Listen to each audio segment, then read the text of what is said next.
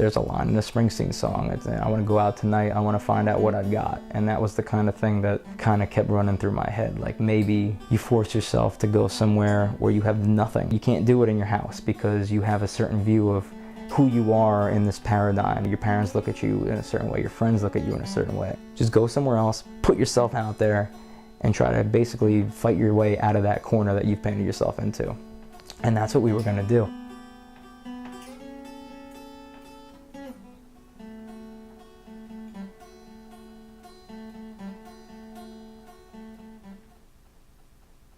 When I was playing guitar, I was pretty shy, and sometimes I still am. And sometimes the only way I could communicate what I was feeling was through music. Once I got into, like, you know, real music, once I moved on from like the boy band stuff of the late 90s, and getting into, like, you know, Springsteen and Dylan and Elvis Costello and those kind of guys, you start learning their songs and you go from there. And that's something where at the end of the day, where you're just stressed or you just want to have a good time, I mean, it's the same as watching TV, playing video games. And it's kind of around that time that all that stuff kind of stopped. I stopped playing video games. Maybe I didn't hang out with friends as much. Maybe I didn't watch as much TV, because now I had something else, and I had something that was giving me more of a release and more of a way of feeling good about myself, honestly, that you really wouldn't sitting and watching TV. Now you're playing other people's music and you're getting a little better at that, and then that becomes, well, maybe I should write my own stuff. And I think everybody kind of goes through that at a certain point, and I did as well. I remember the end of high school, beginning of college is when I started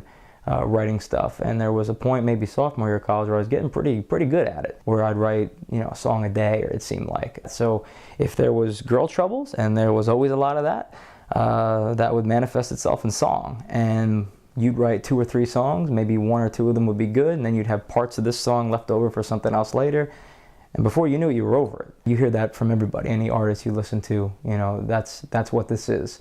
The art is some form of therapy just presented to everybody else. And I kind of always felt that way about the stuff that I wrote. I guess there's no use in trying. I guess there's nothing I can do. You're gonna leave me crying. You're gonna leave me blue. But every night when I go to bed, I go to find a feeling in my head. I fell in love and I'm sorry.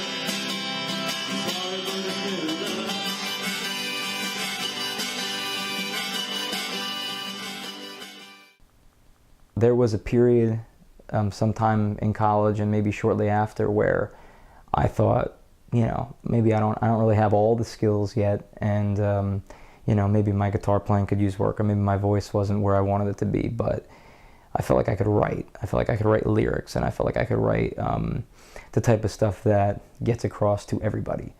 And, you know, you start playing out, you start playing for people, and they start telling you things. They start telling you, you know, this is really great, you know, this is better than the stuff I hear on the radio. Like, did you ever think about doing something like this? I did, for a little while, think, hey, maybe this is something that maybe I'm not going to be a huge star, but maybe I can sustain myself. Maybe I can be one of those, like, traveling musicians who makes a decent living doing something they love. And it got to a point where I graduated college with a journalism degree. And after a year of freelance writing and nothing really working out the way I expected it, started talking with a friend of mine, and we had this great conversation about, you know, how you only get one shot at things, and how, you know, we've saved up a lot of money, everybody's, you know, doing this 9-to-5 thing, and everyone's complaining, and why do we want that? And so we created this grand scheme that we were going to go to California for 6 months to a year, and basically force ourselves to do the things we always talked about. And we prepared for several months to do this, saving money, practicing, getting that mindset. And it was really, quite honestly, one of the most exhilarating times of my life. I started taking guitar lessons. I started playing all the time. I had a girlfriend at the time, and I mean, it's unfortunate to say now, but she became a secondary thing. Everything became secondary to doing this. There's a line in a Springsteen song. It's, I want to go out tonight, I want to find out what I've got. And that was the kind of thing that kind of kept running through my head. Like, maybe you force yourself to go somewhere where you have nothing. You know, you can't do it in your house because you have a certain view of who you are in this paradigm. You know, your parents look at you in a certain way, your friends look at you in a certain way. Just go somewhere else, put yourself out there, and try to basically fight your way out of that corner that you painted yourself into. And that's what we were going to do.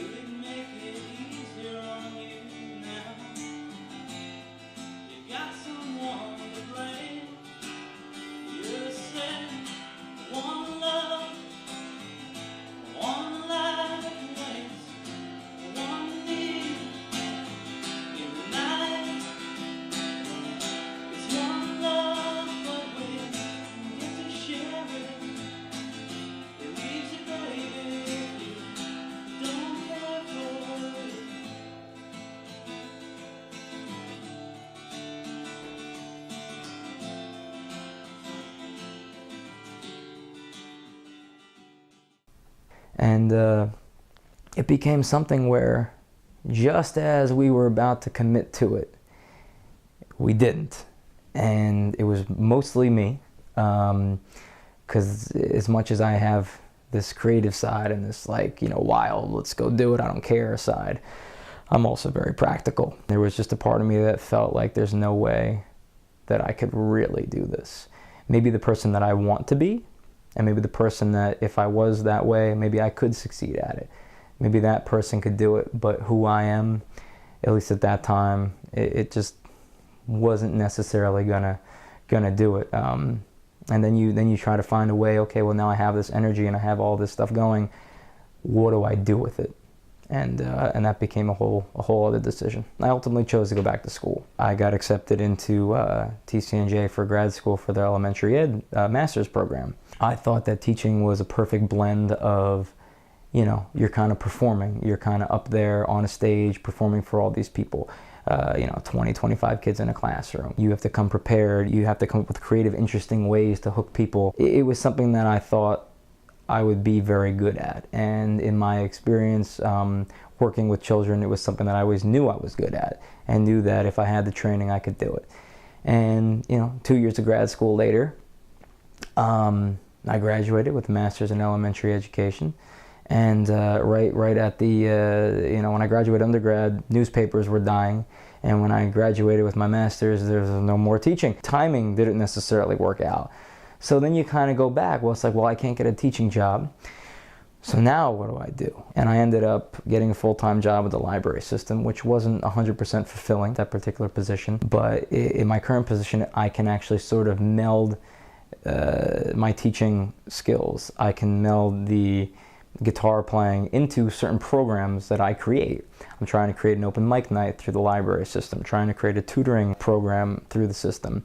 So this is something that, while it's not the, maybe my name won't be on the front of a record, I can still do what I enjoy in a certain way. There comes a point where you have to not turn your back, but you have to be realistic, and you have to say, look, this isn't where my life's gonna go. And that's the kind of thing where you lament about it a little bit and kind of wish that you push yourself and see where you would have been. But at the same time, you know your strengths, and you know that, I'm a type of person that needs the stability in a certain way, needs to have a job to go to, needs to, kind of see the paycheck at the end of the week and know, okay, my paycheck's going towards, living on my own, things like that. And then guitar becomes a secondary thing, like so much other stuff did back then. So I think in the end, I'm a little older now, I'm a little more realistic. I've lost some of that idealism that kind of comes with perspective and kind of comes with age. And this may never be my career. I may never be the star on the stage, but maybe that's okay. Maybe where I am is just fine, and playing for fun, playing for my friends, playing for strangers in a bar, maybe that's good enough. It's still something that I love deeply. It's still a hope deep down within, but it's not my life anymore. It is something secondary. It is something that's just for fun. And that's okay.